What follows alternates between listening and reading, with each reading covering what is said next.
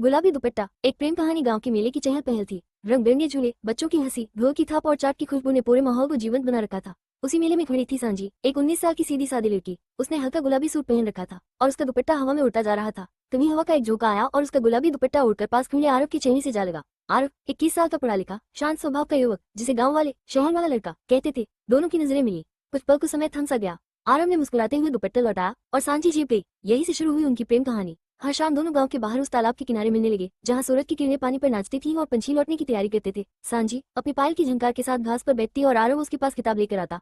दोनों की बातें किताबों से शुरू होकर सपनों तक पहुंच जाती। एक दिन अचानक बारिश आ गई। दोनों भागकर गांव की पुरानी कोठी में जा छिपे। वो पुरानी ईंटों वाली जगह उस दिन उनकी आंखों में बसे अनकहे प्यार की गवाह बनी। सांजी का भीगा दुपट्टा और आरव की गहरी आंखें, दोनों के दिल कुछ कहे बिना बहुत कुछ बोल गए। लेकिन हर प्रेम कहानी में एक परीक्षा आती है। जब गांव वालों और खासकर सांजी के पिता को उनके रिश्ते का पता चला तो घर में तूफान आ गया। उस दिन सांजी माँ से लिपकर रो रही थी और आरव घर के बाहर चुपचाप खड़ा था। उसकी आंखों में बेचैनी तो थी पर उम्मीद भी। पिता का गुस्सा, माँ की चिंता और समाज की दीवारें, सब कुछ उनके प्यार के खिलाफ खड़े थे। फिर भी प्यार ने हार नहीं मानी। धीरे धीरे माँ ने साथ दिया, फिर रिश्तेदारों ने भी समझाया और अंत में पिता की आंखों में भी बेटी के आंसू असर कर गए। मंदिर में शहनाई बजने लगी, फूलों से सजा मंदिर, आरव की आंखों में विश्वास और सांची की मुस्कान। ये कहानी अब किसी फिल्म की नहीं बल्कि दो सच्चे दिलों की बन चुकी थी। गुलाबी दुपट्टा अब सिर्फ एक कपड़ा नहीं रहा, वो उनकी कहानी का पहला पन्ना बन गया।